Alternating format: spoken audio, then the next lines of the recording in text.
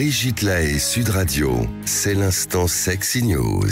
Eh bien, Christophe Médicis, nous retrouvons Flore Chéry. Bonjour Flore. Bonjour Brigitte. Bonjour Christophe. Bonjour, Je crois que vous allez nous parler d'un ouvrage aujourd'hui. Oui, c'est ça, Désirer la violence de Chloé Thibault. Parce que aujourd'hui on parle de la violence que l'on se fait à soi-même et aussi celle des autres. Et tout comme l'on ne se rend pas forcément compte que l'on se sabote, on ne se rend pas toujours compte que l'autre peut nous saboter aussi. Cette question de la violence sournoise, insidieuse, inconsciente, tolérée, elle occupe de plus en plus l'espace médiatique. Preuve en est le dernier livre sorti dans la collection Les Insolentes chez Hachette de la journaliste Chloé Thibault, qui va analyser la question de la représentation de la violence dans la pop culture, donc au cinéma, à la télévision ou dans les livres. Le livre s'appelle donc Désirer la violence, c'est-à-dire toutes ces formes de violence dans l'amour qu'on cache derrière des vengeances passionnées, des gifles au visage, des insultes frustrées et qui sont parfois minimisées, voire glamourisées au cinéma. Alors personnellement, je n'adhère pas 100% au postulat que les films ont un impact direct sur notre vie intime. C'est ce qu'elle sous-entend, car le sous-titre, c'est ce que la pop culture nous apprend à aimer, comme si la culture était entièrement responsable de ce que nous sommes. Mais je pense que les films révèlent en effet un état des lieux intéressant de la société. Ça révèle la culture d'une époque, c'est sûr. Ça révèle clairement la culture d'une époque. Et je pense justement que cette époque, cette société, elle bouge de plus en plus vite et dans le bon sens sur ces questions de violence. Ce que l'on peut apprendre dans ce livre, c'est que notre tolérance à la violence, notre conscience même de la violence, elle change d'année en année. Cet essai, par exemple, a été préfacé par Lio, dont on se rappelle qu'elle a dénoncé l'acte violent de Bertrand Cantat envers Marie Trintignant, qui est devenu un cas d'école, tant il a été minimisé, voire glamourisé dans les médias. On parlait d'actes passionnels, d'une dispute qui tourne mal, et Lio est une des premières à mettre des mots justes sur les coups mortels dont a souffert Marie Trintignant. En particulier, on se rappelle de cette scène face à Thierry Ardisson et Muriel Serre, qui défendaient Cantat, qui parlait d'amour, qui trouvait des belles excuses, qui admirait même l'homme passionné, avec manifestement, et on le voit sur cette séquence, une méconnaissance de la réalité des coups et des circonstances précises de la dispute. C'est un petit peu pareil avec certaines des œuvres qu'on regarde aujourd'hui avec un œil moderne et dont on est choqué de la légèreté narrative, de la complaisance avec certains comportements, qu'il s'agisse de racisme, de pédophilie, de violence intrafamiliale ou de sexisme. Je pense qu'en lisant ce type d'essai, on peut d'abord se réjouir d'être beaucoup plus conscient des différents types de violences et des mots maintenant que l'on peut poser dessus. Ça veut dire qu'on est capable de mieux les comprendre et donc même de mieux se défendre soi-même. Mais cela aussi nous oblige à rester en alerte, car les territoires de violence évoluent, notamment avec la digitalisation de nos relations et puis les nouveaux comportements violents qui peuvent apparaître avec ces nouvelles modes de relations. Oui, alors c'est sûrement, c'est très très juste ce que vous dites. C'est intéressant. Évidemment que l'art est révélateur d'une époque. Ce que je crois qu'il faut faire attention, c'est pas pour autant censurer. Parce que je crois que l'art est révélateur et en même temps fait bouger les choses. Et puis, il ne faut pas juger une époque avec notre époque. C'est surtout ça que je trouve un petit peu embêtant. Et moi, ça m'énerve beaucoup quand on veut interdire certaines choses qui, certes, sont assez scandaleuses par rapport à notre époque actuelle, mais qui reflètent une autre époque. Bien sûr. Et c'est ça qui est un petit peu embêtant. Mais je trouve que il faudrait plutôt être positif. C'est une formidable nouvelle qu'on commence à prendre conscience de toute cette violence invisible. Ça montre que quand même l'humanité grandit, non ? Bien sûr, je pense que ça va dans le bon sens. Par contre, Flore, le titre, il est un peu contre-intuitif, le titre. On est d'accord. Désirer la violence, qu'est-ce qu'elle dit de ça ? Alors, désirer la violence. C'est pour ça que je ne suis pas tout à fait, moi en tout cas, d'accord avec le postulat pris qui est de décortiquer tout ce qu'il y a de violent dans les films en disant c'est pour ça qu'on désire la violence, parce que comme on l'a vu en étant petit. Faux, voilà. Donc moi, je ne suis pas tout à fait d'accord avec cette démonstration-là. Et bon, je vais prendre juste l'exemple de Superman. En effet, en ayant vu Superman, il y a un enfant aux États-Unis qui a cru qu'il pouvait voler et qui a sauté du balcon. Oui, bon. Par rapport à tous les enfants qui ont vu Superman, ça va. Je veux dire, c'est terrible pour cet enfant, certes, mais ça fait toujours qu'un enfant sur quelques millions. C'était un peu comme Orange Mécanique, tous ces films où il y a une ultra-violence. Oui, mais ça raconte plus, encore une fois, moi je pense que ce qui est intéressant dans les... Orange Mécanique, c'est visionnaire. Je veux dire, c'est un film qui justement... Quand tu vois l'époque d'aujourd'hui, oui, voilà, c'est un film qui a 30-40 ans. Qui raconte une époque. Et en effet, il y a des gens qui ont fait qui sont pris pour Orange Mécanique. Bon, c'est tout à fait à la marge et c'est pas refléter un impact significatif de changement de société. Je ne pense pas qu'un film soit un gourou et un effet gourou sur la population. Au contraire, il a un effet cathartique. Ou un petit côté miroir, c'est-à-dire que parfois on se prend des vérités parce qu'on regarde un film, on se dit ah tiens, j'avais pas vu les choses de cette façon-là. Ce qui est intéressant dans un film aussi, c'est par exemple, je vais mettre les pieds dans le plat. On est là pour ça, on est sur Sud Radio, hein, on parle vrai. Il y a un film qui a eu je ne sais combien d'honneurs. On peut être content parce que c'est français. Moi, j'ai regardé ce film, j'ai trouvé ce film qui a eu tous les Césars. Anatomie d'une chute. Mais j'ai trouvé ça d'une platitude incroyable. Et alors, il y a vraiment deux familles. Il y a ceux qui ont adoré ce film. Non, mais je suis d'accord, c'est pas un chef-d'œuvre. Et je pense que ce film, dans 30 ans, on n'en parlera plus, peut-être même avant. Mais c'est pas non plus d'une platitude. Il est quand même intéressant. Puis il est réalisé par une femme. Attention, Christophe Médici. C'est son côté très positif. On est d'accord. Et puis il raconte quelque chose sur les rapports humain et il montre une cartographie de la société telle qu'elle est aujourd'hui. Surévalué, quoi. Le chien est formidable. Le chien est formidable. Mais je l'ai trouvé vraiment surévalué.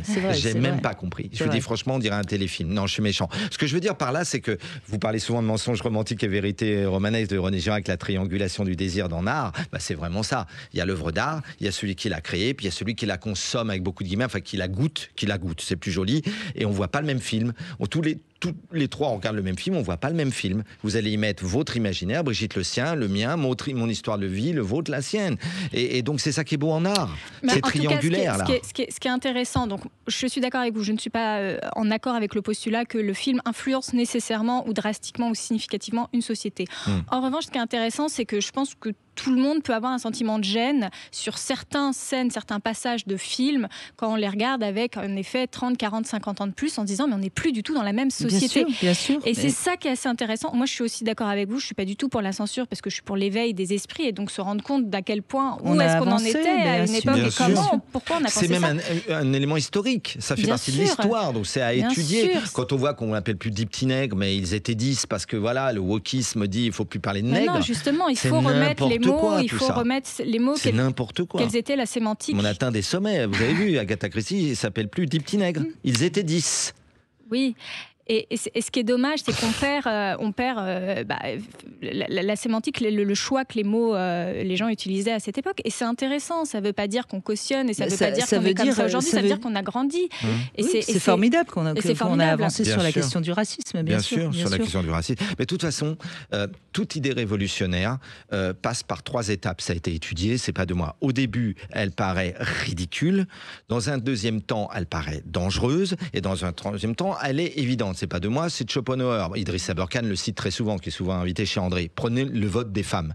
À la fin du 19e siècle jusqu'au début du 20e siècle, en France et dans le monde entier, c'était ridicule. Le vote des femmes. Faire travailler les femmes, c'était ridicule. Je vous rappelle qu'une femme, sous la Troisième République, au début des années 10-15, les députés disaient non, mais on va quand même pas faire pour voter une femme, ça n'a pas de cerveau, une femme, ça ferait n'importe quoi. Donc ridicule. Elle commence, les suffragettes, tout ça, l'idée devient dangereuse. On les psychiatrise. C'est-à-dire les nanas qui voulaient absolument, là, c'est des folles, il faut les mettre en HP. Et évidemment, maintenant, grâce à Dieu, depuis des décennies, c'est une évidence, le vote des femmes. Et c'est valable pour tout. Ridicule, dangereux, évident. Toute idée qui va prendre sa place dans l'humanité, c'est pas de moi, c'est du Schopenhauer, c'est ridicule, et c'est pas du Idriss Aberkan. Idriss, tu l'as piqué à Schopenhauer. C'est ridicule, dangereux, évident. Voilà, toujours. Et c'est vrai que la société, sur beaucoup de points, évolue d'une belle manière. Enfin, je veux dire, il y a de plus en plus d'humanité, oserais-je dire, et c'est très bien. Mais pour autant, restons cultivés, continuons à étudier l'histoire et n'essayons pas de mais c'est le propos de Chloé. C'est le propos de Chloé, c'est-à-dire en faisant un recensement des différentes œuvres et en spécifiant là où la narration est en désaccord avec la violence qu'on observerait aujourd'hui, c'est justement un moyen de lister. C'est vrai qu'à cette époque, on pensait. Mais là où elle a un petit peu raison, mais qu'elle interprète peut-être mal, c'est qu'on va de toute façon être touché par un film parce qu'il va toucher une partie de nous, c'est-à-dire qu'il va ça va toucher une partie positive de nous, soit une partie négative. Mais un film qu'on aime, c'est jamais par hasard. Bien sûr. Et si on n'aime pas un film, il a des chances parce que parle aussi de Alain Héril, c'est un rêve éveillé, un film. Alain développe très bien ça dans pas mal de ses livres. C'est toujours un rêve éveillé, un film. C'est pour ça qu'on le regarde mieux dans une salle obscure, parce qu'il va toucher ton inconscient, on fait du Jung de base. Et donc un film, Alain le dit souvent, j'adore quand il fait des passages là-dessus, dans ses stages notamment, c'est un rêve éveillé. Bien Donc, sûr. on prend Et le film, c'est c'est des images. ce qui m'agace beaucoup avec les séries, c'est pour ça que j'en regarde pratiquement pas, parce que la série, elle a toujours les mêmes paramètres. Il faut que ça réponde à tous ces paramètres-là. Alors ça marche très très bien les séries, parce que justement ça apporte aux téléspectateurs ce qu'il a, enfin les paramètres actuels. Mais ça ne dérange pas beaucoup une série. Non. Et peut-être pour faire un point tandis qu'un film peut nous déranger. Bien sûr. Avec notre thème d'aujourd'hui et la chronique de Flore, c'est que là, nous, on parle du saboteur individuel. Il peut être, j'en ai pas parlé dans mon livre, mais il peut exister un saboteur collectif, je pense. Absolument. Un saboteur de la société qui va se planter. Ça s'appelle l'inconscient chez Jung. Archétype de Jung, oui, absolument. Et il y a un saboteur collectif. dire la religion, mais d'accord. Non, mais après, peu importe, oui, ça peut être une doxa pourrie, tu vois ce que je veux dire aussi. Ça peut être un truc où tout le monde va être d'accord avec ça, parce que franchement, les masses se manipulent, on est d'accord. Et les politiques s'en chargent, et les médias aussi, voilà, certains, mais pas les nôtres. Voilà, mais voilà. Mais le peuple est toujours en avance sur la politique, de toute façon. Brigitte, je vous sens très optimiste. Oui, mais je le crois sincèrement, Le peuple est plus lucide que les politiques. Non, en avance, mais ça fait sens quand on fait de la démocratie, c'est-à-dire c'est le peuple qui fait émerger les idées, mais les idées, elles doivent d'abord exister dans le peuple avant de remonter... et d'avoir des députés qui se disent « Ah tiens... » Vous n'avez pas l'air d'accord avec ça, Vous connaissez Bournambourg pour les politiques. Mais je pense que malheureusement, on ne peut pas réguler Internet Internet avant d'avoir créé Internet. Il faut d'abord qu'Internet existe, qu'il y ait des problèmes, et puis après qu'on le règle. Mais le problème aussi, c'est que quand vous voyez, par exemple, juste les programmes scolaires, l'éducation des masses, on voit bien que quand une politique, quelle qu'elle soit, que ce soit à Cuba ou dans d'autres pays, c'est complètement orienté. Et dès l'enfance, ils vont te passer des messages, Voilà. Oui, mais par exemple, pour aller dans mon sens, je vais vous donner un autre argument. Ça sert à rien d'aider un pays à faire la révolution, c'est son peuple qui fera la révolution. Et quand on essaye après la révolution, Brigitte ? Quand on essaye d'aider un peuple à faire sa révolution, on voit les résultats. Mais vous avez en Libye, par exemple. Vous avez vu la révolution française, Brigitte ? Vous avez vu ce que ça a donné, Ça a donné pire après. À un moment donné, oui, bien sûr. Ça donne toujours pire après, parce que révolution, ça vient de révolution aussi des astres. Je suis bien d'accord avec vous, mais il y a eu la révolution parce que de toute façon, c'était impossible. C'était tellement devenu impossible qu'il n'y avait que la possibilité de la révolution. Et d'ailleurs, il y a peu de peuples qui ont coupé la tête à leur roi. Je vous signale que si le peuple avait moins dénoncé les nobles, il y aurait peut-être eu moins d'horreur dans la révolution. Je vous rejoins. Ceci dit... enfin bref. On n'est pas dans une on est là en train de philosopher, on s'éloigne. Parlons d'amour. Merci en tout cas, Flore Chéry. Et puis je rappelle qu'on peut voir votre pièce de théâtre le 5 à 7 tous les jeudis soirs au Suite Paradise, 12 rue Marie Stuart dans le 2e.